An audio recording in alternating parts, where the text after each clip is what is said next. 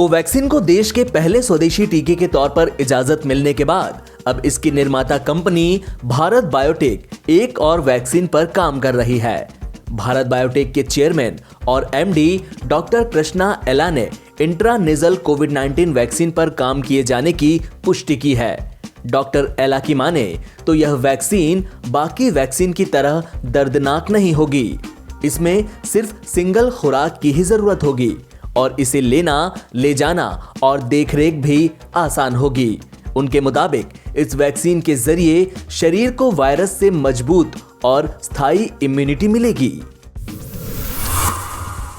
देश भर में कोरोना वायरस की वैक्सीन को लेकर जारी सियासत के बीच प्रगतिशील समाजवादी पार्टी के चीफ और यूपी के पूर्व मंत्री शिवपाल सिंह यादव ने वैज्ञानिकों की सराहना की है। शिवपाल यादव ने सोमवार को अपनी पार्टी के एक कार्यक्रम में कहा कि वैज्ञानिकों ने बहुत मेहनत से दवाई बनाई है, इसके लिए वो लोग बधाई के पात्र हैं। वहीं 2 दिन तक हुई फजीहत के बाद समाजवादी पार्टी चीफ अखिलेश यादव ने भी कहा कि उन्होंने कभी भी वैक्सीन को लेकर वैज्ञानिकों के कामकाज पर सवाल नहीं उठाया।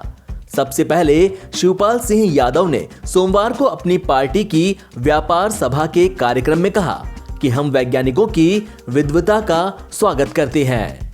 उन लोगों ने बड़ी मेहनत से कोरोना की वैक्सीन बनाई है। ऐसे वैज्ञानिकों की मेधा और प्रतिभा का सम्मान होना चाहिए। ब्रिटेन में सोमवार से ऑक्सफोर्ड यूनिवर्सिटी एस्ट्राजेनेका की कोरोना वायरस वैक्सीन का कैंपेन शुरू हुआ और दुनिया में पहला टीका ऑक्सफोर्ड में जन्मे 82 साल के ब्रायन पिंकर को दिया गया, जिनकी किडनी के रोग के चलते डायलिसिस की जा रही है। ब्रायन पिंकर को ऑक्सफोर्ड यूनिवर्सिटी हॉस्पिटल में यह टीका लगाया गया। इसे राष्ट्रीय स्वास्थ्य सेवा के चरणबद्ध वैक्सीनेशन कार्यक्रम में एक मील का पत्थर बताया जा रहा है। ऑक्सफोर्ड की वैक्सीन कोरोना वायरस से बचाव के लिए ऐसी दूसरी वैक्सीन है जिसे मंजूरी मिली है। इससे पहले फाइजर बायोएनटेक के टीके को मंजूरी दी गई थी।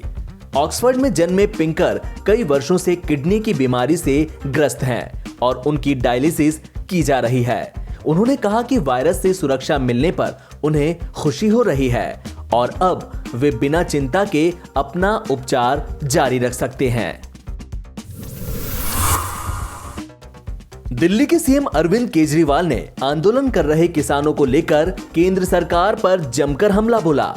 केजरीवाल ने ट्वीट कर कहा कि ठंड और बारिश के बीच सड़कों पर डटे हमारे किसानों के हौसलों को सलाम। मेरी केंद्र सरकार से अपील है कि आज की बैठक में किसानों की सारी मांगे मानते हुए तीनों काले कानूनों को वापस लिए जाएं। केजरीवाल ने केंद्र सरकार से अपील की है कि वो किसानों की मांग मानते हुए तीनों कृषि कानूनों को वापस ले ले।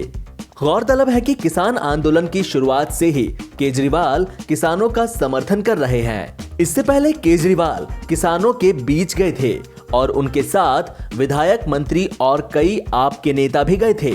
वहां से भी केजरीवाल ने कहा था कि मैं किसानों का सेवक बनकर आया हूं।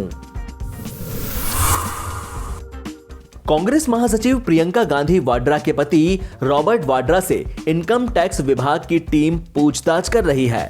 रॉबर्ट वाड्रा से यह पूछताछ बेनामी संपत्ति के मामले में हो रही है। जानकारी के मुताबिक इनकम टैक्स डिपार्टमेंट ने बेनामी संपत्ति के मामले में प्रियंका गांधी के पति रॉबर्ट वाड्रा को नोटिस भेजा था, लेकिन वह इनकम टैक्स के दफ्तर नहीं पहुंचे।